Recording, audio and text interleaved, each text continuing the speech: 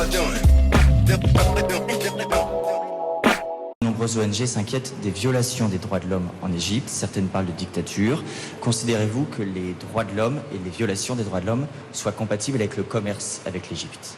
C'est le pire attentat commis par les talibans cette année. À Kaboul, un camion suicide a d'abord explosé contre la grille du bâtiment des forces de sécurité afghanes. Une énorme explosion en pleine heure de pointe. Les victimes qui passaient par là pour aller travailler sont presque toutes des civils. L'Égypte est un pays de droit. Nous ne violons pas les droits de l'homme. Il y a des gens, des forces du mal qui veulent donner une mauvaise impression de l'Égypte. Cette gérante d'un bar tabac du Calvados agressée par un homme armé, elle a cru que c'était un gag, elle n'a pas eu peur, elle a réussi à le mettre en fuite. L'agresseur a été arrêté et condamné à 6 mois de prison ferme. La police doit protéger les citoyens et non les frapper. C'est le titre donné à cette affiche d'une organisation de la CGT. On y voit des pavés couverts de sang.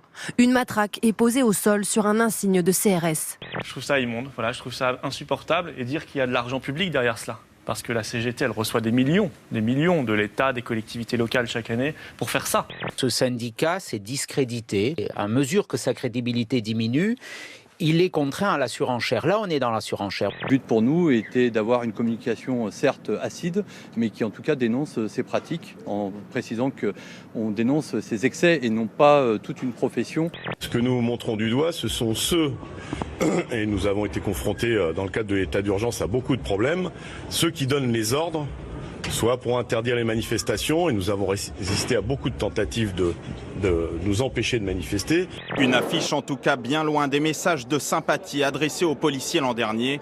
Ce ne sont pas des campagnes irresponsables et médiocres qui parviendront à abîmer l'image que les Français ont des policiers et des gendarmes. Thierry Lepan vient de quitter son logement de fonction il y a à peine 2 mois. Il reste salarié de la CGT pour une rémunération mensuelle de 4 200 € net. De quoi énerver pas mal de ses camarades CGTistes. C'est ça. Allez, salut.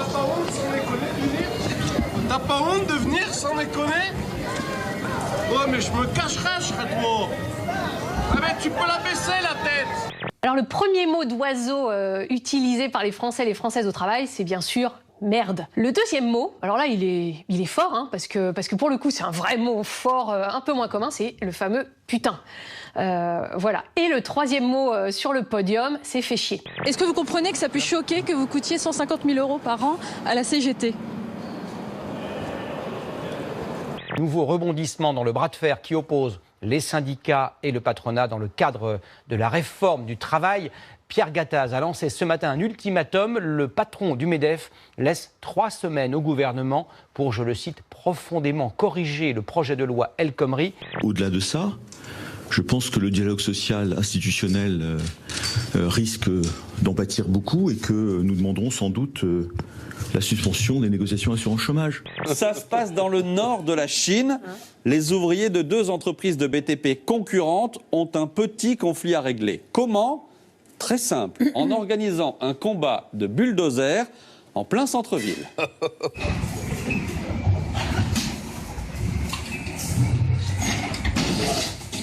À Houston, des dizaines de centimètres d'eau ont investi les rues après de fortes pluies, obligeant les habitants à se déplacer comme ils le peuvent, s'accrochant parfois à n'importe quel objet flottant. Ce reporter fait son duplex quand derrière lui, une voiture s'enfonce dans l'eau, avec un homme à l'intérieur qui hésite à sortir. Nager, dit le reporter. L'homme se jette et le journaliste court l'aider. Mais n'oublie surtout pas son micro. Et commence l'interview, à peine sorti de l'eau. On vous entend, dit-il. Ça va, monsieur ?